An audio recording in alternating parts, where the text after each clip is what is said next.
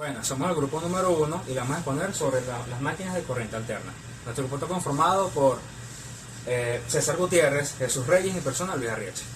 Comenzamos con los motores de corriente alterna, de los cuales son aquellos motores eléctricos que funcionan con un tipo de alimentación eléctrica. Aquí vemos la figura del motor. Partes de un motor de corriente alterna. En las partes tenemos la carcasa, que es caja que envuelve las partes eléctricas del motor, es la parte externa. Tenemos el estator, consta de un apilado de chapas magnéticas y sobre ellas está enrollado el bobinado estatórico, que es una parte fija y unida a la carcasa. Después tenemos el rotor. El rotor consta de un apilado de chapas magnéticas y sobre ellas está enrollado el bobinado rotórico, que constituye la parte móvil del motor y resulta ser la salida o eje del motor. Tipos de motores de corriente alterna. Los tipos de motores se dividen en tres. Por su velocidad de giro, que tenemos el asincronado, el cual son aquellos motores eléctricos en los que el rotor nunca llega a girar en la misma frecuencia con la que lo hace el campo magnético del estator.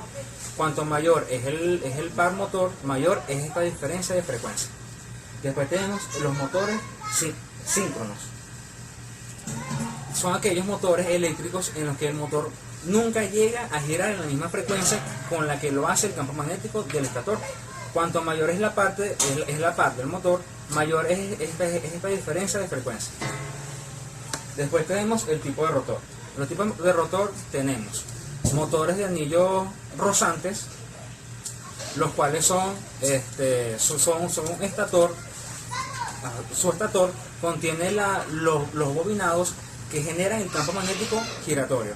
El objetivo del diseño del motor de anillos rosantes es eliminar la corriente excesivamente alta del arranque y el torque y el troque elevado asociado con el motor de jaula de ardilla.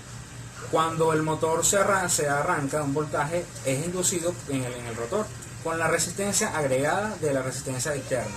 La corriente del rotor y por lo tanto el troque pueden controlarse fácilmente.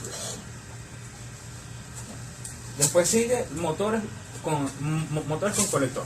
Los motores con colector, estos son comúnmente hallados en máquinas eléctricas de corriente alterna, como generadores, alternadores, turbinas de viento, en las cuales se conecta la corriente de campo o excitación con el bobinado del rotor. Después tenemos los motores de jaula de ardilla. Los motores de jaula de ardilla es la parte que rota, son la parte que rota. Este es un cilindro montado en un eje. Internamente contiene barras conductoras longitudinales que pueden ser de aluminio o de cobre, con surcos y conectados juntos en ambos extremos, poniendo en cortocircuito los anillos que conforman la jaula. Los devanados inductores en el estator de un motor de inducción instan al campo magnético a rotar alrededor del rotor. El movimiento relativo entre el campo y la rotación del rotor induce corriente eléctrica, un flujo en las barras conductoras. Alternadamente, estas corrientes que fluyen longitudinalmente en los conductores reaccionan con el campo magnético del motor, produciendo una fuerza que actúa tangentemente al rotor, dando por resultado un esfuerzo de torsión para dar vuelta al eje. En efecto, el rotor se lleva alrededor del campo magnético, pero en un índice levemente más lento de la rotación. La diferencia en velocidad se llama deslizamiento y aumenta con la carga. Después tenemos el tipo por su número de fases de alimentación. Tenemos los motores monofásicos. Cuando este tipo de motor está en operación, desarrolla un campo magnético rotatorio, pero antes de que inicie la rotación, el estator produce un campo estacionario pulsante. Los motores trifásicos. Se genera un campo magnético rotatorio en tres fases, además de que el sentido de la rotación del campo es un motor trifásico. Puede cambiarse invirtiendo dos puntas cualquiera del estator, lo cual desplaza las fases de manera que el campo magnético gira en dirección opuesta. Y por último, explicaré el principio de funcionamiento del motor de corriente alterna. Cuando se empieza a aplicar una corriente alterna al estator, en el instante T sub 0 no se origina campo magnético entre los polos del estator, ya que en el momento la corriente está en valor cero. Como apreciamos en la figura que tenemos aquí, aquí tenemos 5 figuras. Tenemos la figura A, B y C, D y E, en la figura A. Entre T sub 0 y T sub 1 se origina un campo magnético porque la corriente aumenta desde 0 hasta un valor máximo. El estator produce los polos magnéticos, como los polos magnéticos iguales se repelen. Primeramente el rotor es repelido y posteriormente es atraído porque los polos opuestos se atraen, es decir, el rotor se pone en movimiento hasta que sus polos norte y sur quedan frente a los polos opuestos del estator. Sin embargo, como se usa una corriente alterna, la corriente del campo comienza a reducirse después del instante T sub 1 y el rotor continúa girando por inercia. En el instante T sub 2, cuando la corriente aplicada vuelve al valor 0, el campo magnético desaparece. Como se muestra en la figura C, el rotor es impulsado por su propia inercia. Posteriormente, entre T sub 2 y T sub 3, la alternancia de la entrada se produce y la polaridad de los polos magnéticos del estator se invierte. El transformador. El transformador es un dispositivo que convierte la energía eléctrica alterna de un cierto nivel de tensión a otro cierto nivel de tensión, basándose en el fenómeno de inducción electromagnética. Está constituido por dos bobinas de material conductor devanadas sobre un núcleo cerrado de material ferromagnético, pero aislada entre sí. La única conexión entre las bobinas la constituye el flujo magnético común que se establece en el núcleo. El núcleo generalmente está fabricado bien sea de hierro o de láminas apiladas de acero eléctrico en aleación apropiada para optimizar el flujo magnético. Las bobinas o desvanados se denominan primario y secundario, según correspondan a la entrada o salida del sistema en cuestión.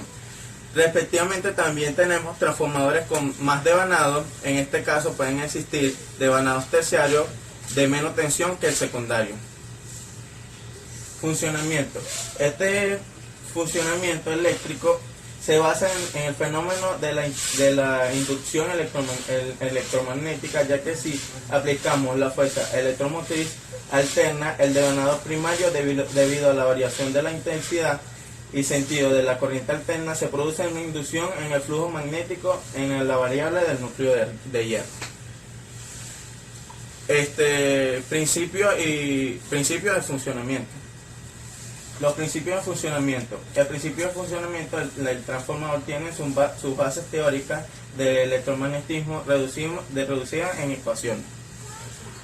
La formulación consiste en 4 ecuaciones diferenciales y vectoriales que relacionan el campo eléctrico, el campo magnético y sus respectivas fuentes materiales: corriente eléctrica, polarización eléctrica, polarización magnética, conocida como mayormente conocida como las ecuaciones de Maxwell.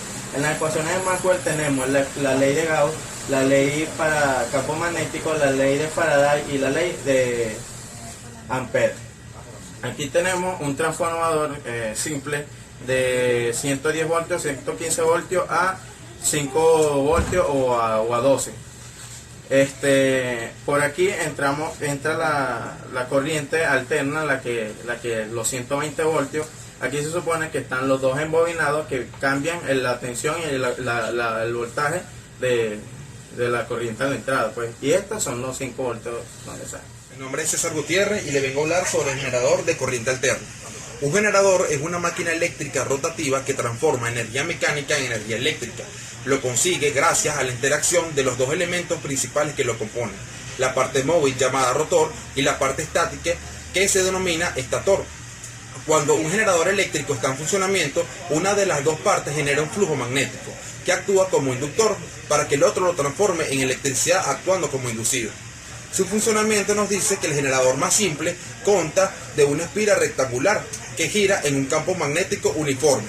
El movimiento de rotación de las espiras es producto del movimiento de la turbina accionada por una corriente de agua en una central hidroeléctrica o por un chorro de vapor en una central térmica.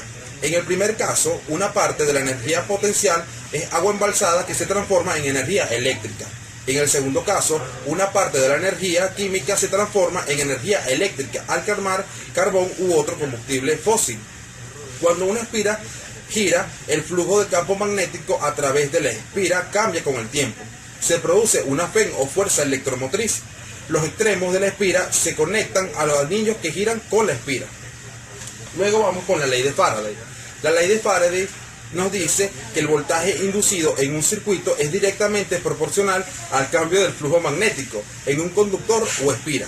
Esto quiere decir que si tenemos un campo magnético regenerando un flujo magnético, necesitamos una espira por donde circule una corriente para conseguir lo que se llamaría fuerza electromotriz.